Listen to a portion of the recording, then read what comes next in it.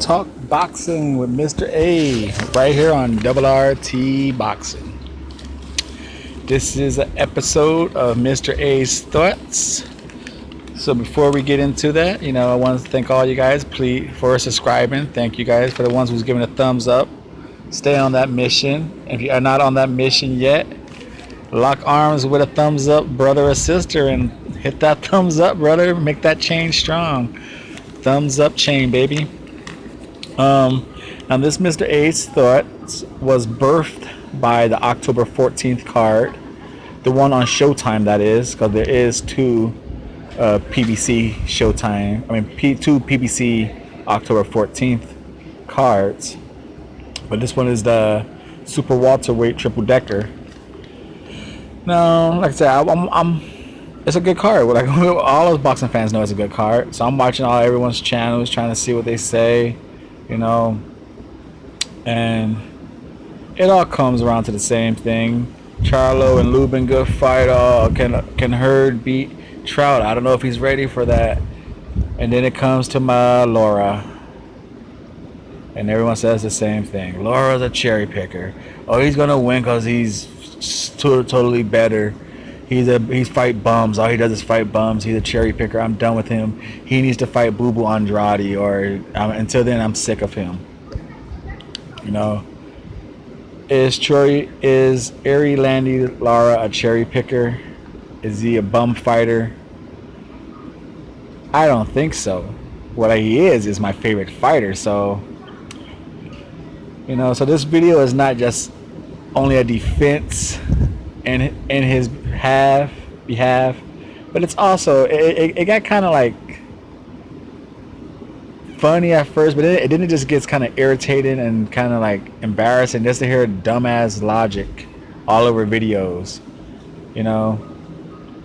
So I'm gonna break it down. What I kind of went into a little of it before on my last Mr. A's Thoughts with Big Baby, Laura's little game, Now, what it is I said it before and I say it again.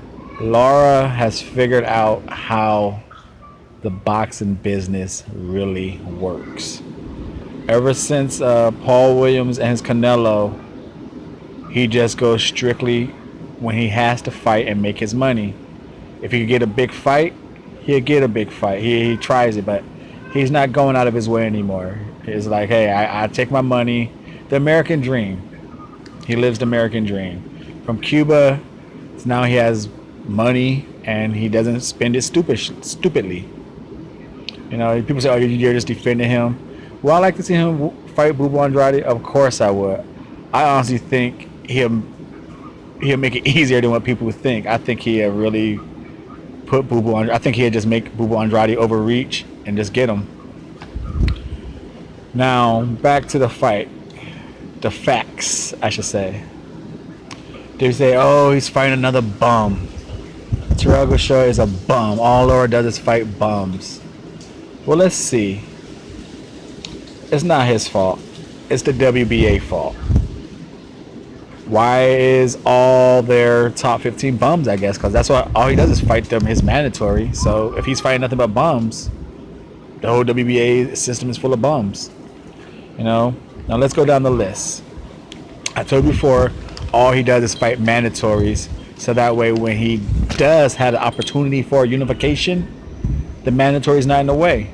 Look what's happening with Anthony Joshua. He has to fight Pulev. He has to fight Ortiz. What mandatory is going to get it? They're in the way. Deontay Wilder, he has Stavern problems because he's a mandatory. Lara doesn't have mandatory problem because that's all he fights. He gets them out the way, regardless of what number they are. 1, 4, 6. In this case, number 8. People are like, oh, it is a mandatory, but it's number 8. Let's get into this right now. Okay. That's my boy. I told you in that last Mr. A's Thoughts. Please subscribe. Go watch it if you have not. That's his system. He fights once a year, and then within that, when it's time for a title defense, all right, give me my mandatory. I don't care what number it is, I'll fight him. Now let's see. This is off the WBA website itself. So as of July, going into August, but this is their last thing.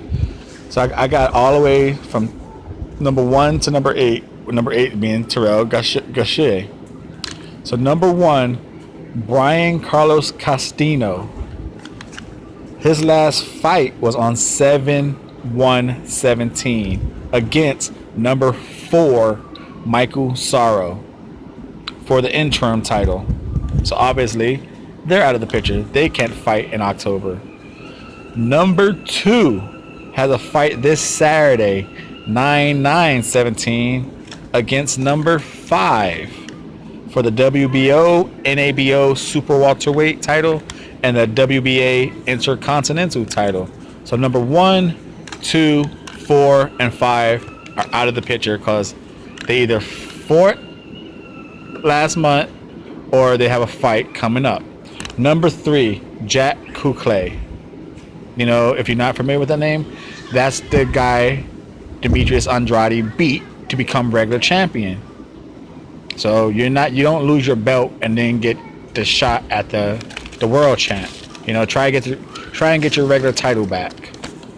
So there you go. Number 1 through 5 gone, tied up, or they already fought. Number 6, Erickson Lubin. Enough said. Number 7, John Vera. He had a fight 7/15/17. He's not ready. And there it comes, number 8. Last fight, 2/10/17, Terrell Gauthier. That's my mandatory. Give him to me. So now that he fights him, now he'll be ready for unification, which is on the same card. Hurd, Charlo. Okay, you guys want to fight? Cool. I don't have a mandatory. I just beat him. Let's fight. What's the hold up for a unification bout? I have no problem. That's all Lara ever does. And you're gonna say, oh well, he needs to fight Andrade. He needs to fight. Of course, it'll be a good fight, but at the same time, Andrade is a champion. How come he's not trying to defend that belt? He's just trying to cash himself out too. Hey, cash yourself out by fighting mandatories. Go down the list, fight a mandatory until your shot comes. You know, don't try. At least be if you want to say a bum fighter, be a bum fighter. You know, at least Lara he don't fight that much, but he's fighting.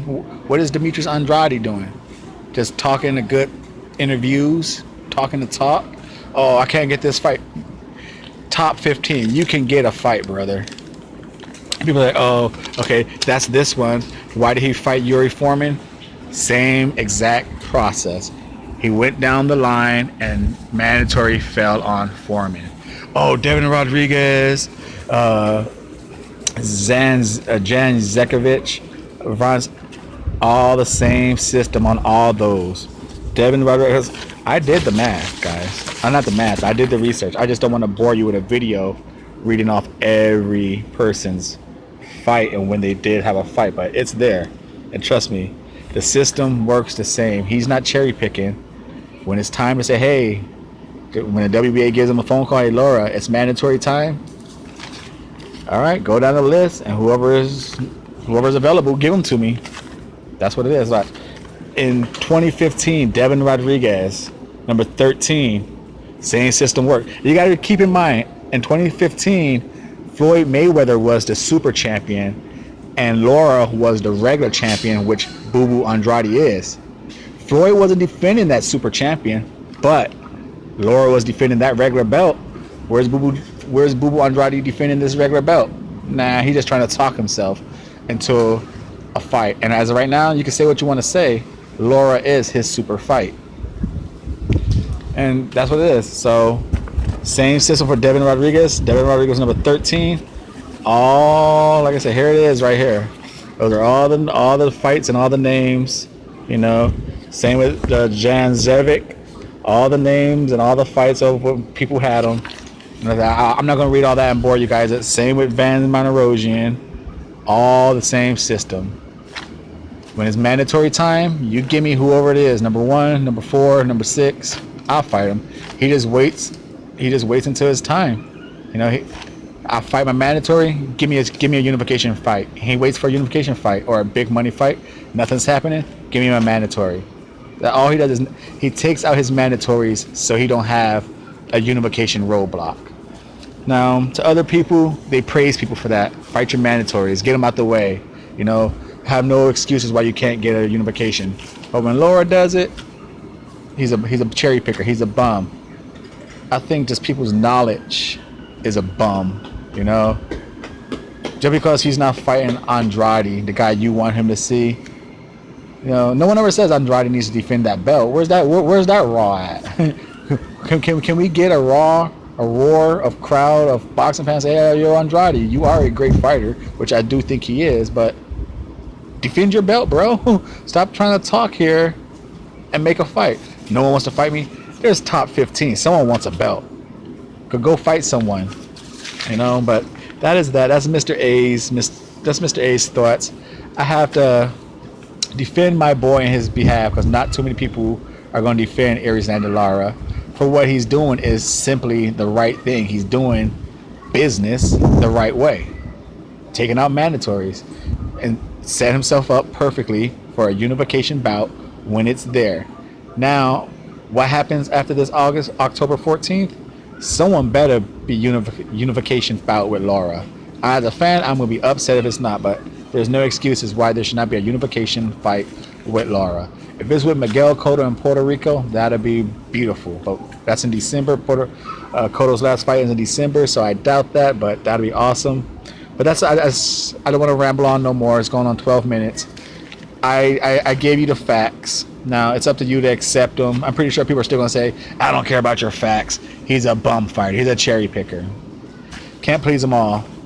But for those who are pleased, thumbs up, thumbs up, thumbs up. Appreciate it. Enjoy the facts. Enjoy this Mr. A's thoughts. And go watch the rest of them. Stay supporting this channel, baby. Appreciate it.